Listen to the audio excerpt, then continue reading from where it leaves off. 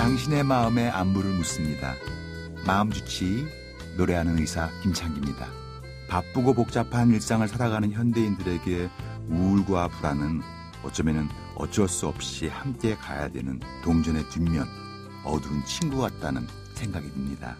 이번 주 마음주치는 우리의 일상을 힘들게 하는 우울과 불안이라는 이름의 불청객을 자세하게 들여다보는 시간으로 준비했습니다. 함께해 주실 분 소개할게요. 강북 삼성병원 정신건강의학과 오강섭 교수님이십니다. 안녕하세요. 네, 안녕하세요. 반갑습니다. 네, 반갑습니다. 서두에도 말씀드렸지만 요즘 이렇게 우울하다, 불안하다 이렇게 말씀하시는 분들 많이 늘었죠? 그렇습니다. 최근에 코비드19 사태가 금방 끝날 줄 알았는데 쉽게 끝나지 않고 장기화되면서 실제 코로나에 걸릴까 이렇게 두려운 사람들도 많고 또 그로 인해서 뭐 직장을 잃는다든지 여러 가지 스트레스, 자가격리라든지 이런 스트레스 때문에 불안장애에서 회복되었다가 다시 재발하는 분들도 많고 그렇죠. 또 새롭게 이러한 상황에 적응하려다 보니까 각종 불안장애, 우울장애로 치료받는 분들이 늘고 있는 것이 현실입니다. 회사가 집으로 들어오고 학교가 집으로 들어오고 식당이 집으로 들어오고 이러면서 집에서 가족끼리 복작복작거리면서 내재되어 있던 갈등들이 더 증폭돼서 불안, 우울이 더 늘어나는 경우도 많죠. 그렇습니다. 우리가 불안하고 우울한 사람들의 경우 어떤 상실을 경험하는 경우가 많은데 지금 1년 넘게 우리가 일상을 상실하지 않았습니까? 그렇죠. 네, 그래서 모든 환경이 변하고 직장에 있던 분이 집에 있고 학교에 가야 될 학생들이 집에 있다 보니까 새롭게 적응해야 되는 환경이 많이 증가한 것 같습니다. 그러다 보니까 많은 분들이 거기서 새롭게 갈등을 경험하고 그것 때문에 스트레스 받고 불안하고 우울한 분들이 늘어나고 있는 것 같습니다. 긴 터널같이 오래가는 이 코로나, 이것 때문에 코로나 블루라는 말까지 생겼는데요. 실제로 정신건강의학에서는 코로나 블루를 어떻게 얘기해야 될까요?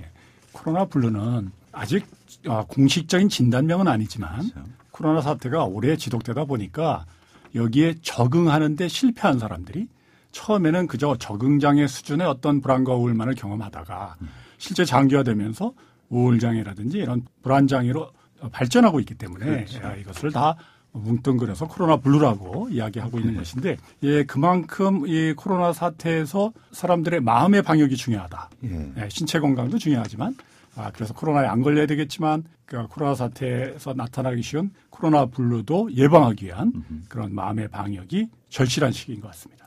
코로나 블루에 취약한 성별, 나이, 계층, 성격 그런 것도 있을까요?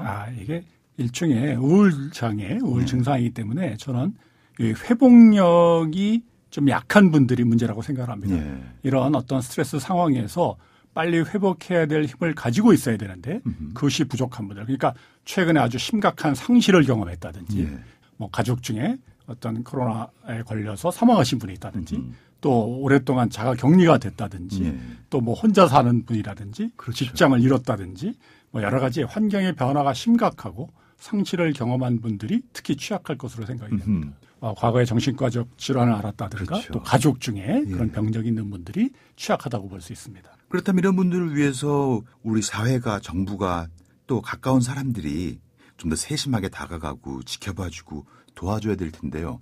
구체적으로 어떻게 도와줘야 될까요? 저는 이런 고위험군들이 우리가 코로나에 한번 걸렸다는 것만으로 이 사람을 굉장히 뭐 기피한다든지 뭐 직장이라든지 학교에서도 사람들을 왕따시키다든지 이런 건 절대 안 되는 것이고 이 고위험군들의 신체 건강과 정신 건강을 두루 지켜줄 수 있는 꼼꼼하고 세심한 어떤 지원이 필요하다. 그래서 필요한 사람들은 어떤 정신과적인 어떤 진단도 좀 받게 해주고 상담도 받게 해주고 그렇죠. 또 어떤 기관들과 연결해주는 전 사회적인 지지가 필요하지 않을까 생각하고 있습니다. 그렇죠. 이렇게 늘 영위해왔던 일상을 영위할 수 없게 됐고 코로나로 인해서 큰 상실을 경험하고 이렇게 힘든 상황에 놓인 분들에게 어떤 마음 처방전을 써주시겠습니까?